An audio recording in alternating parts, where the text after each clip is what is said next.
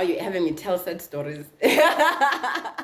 So it's not really a sad story because, okay, two parts to the story. So we grew up at home. We grew up poor, right? We grew up poor. There's no other nice way of putting it.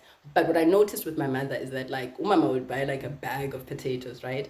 But now you're gonna have to take 2 checkers plastics, right? And then Mama will give some of that potatoes to her sister, who wasn't working, and then the other one will be a woman that she noticed here in the community that, and then I would have to go drop. And then so I saw Guti, love can be used, to create warmth, so what happened is, when I was about to turn 30, I was pregnant, but I was gonna tell my mother, I wanted some time with her so we can sit and I can tell her this news.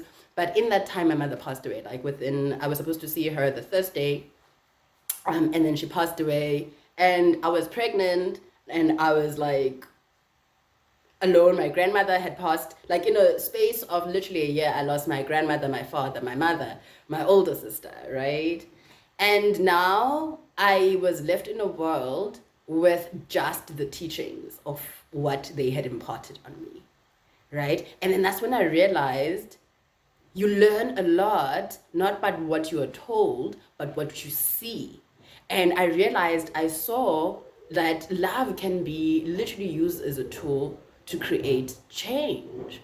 And so I started like volunteering, because my mother would volunteer for everything under the sun. Oh Lord, she volunteered, that woman. A woman would volunteer for HIV things, for church things, and she was adding value. She added so much value, to the community. My mother's funeral lasted literally the whole day because everybody wanted an opportunity to share the story, and she changed lives. And this woman was not a woman that died having owned her own car or but she had created so much change in the world around her with the little that she had.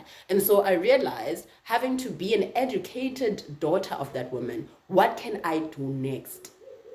And that was my motivator, having to be my mother's daughter and show her teachings in a world without her in it is my motivator. And I work with women because I've seen the power of what one woman can do. So if then I am working with female officials within a female space, if they start walking with God in their heart and they love themselves, and then, they have compassion and they have caring hands, what's going to happen is that the females that are incarcerated, the women that society has discarded, the women that the worst of the worst things have happened to, women that have had no role models, can now have women that these officials will be, women who are caring, women that have love in them, women that are trying to move with love, women that are trying to utilize, love as a tool for change.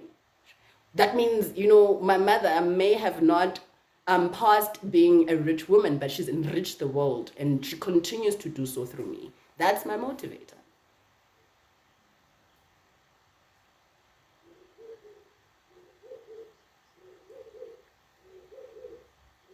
Oh, thank you.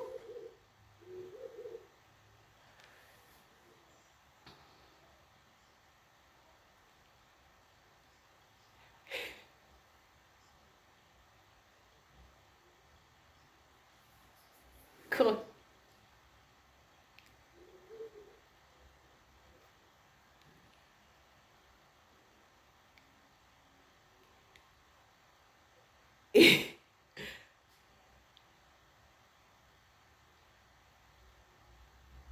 I think the sound on my side is bad because I can't hear.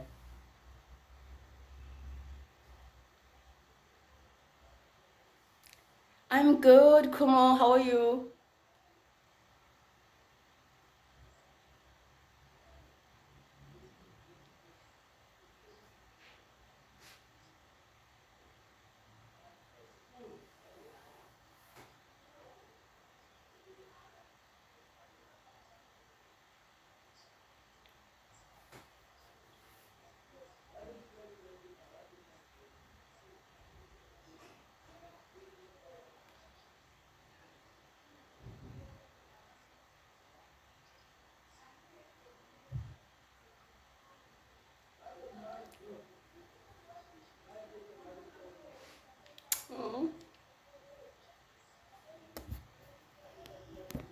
Oh, I'm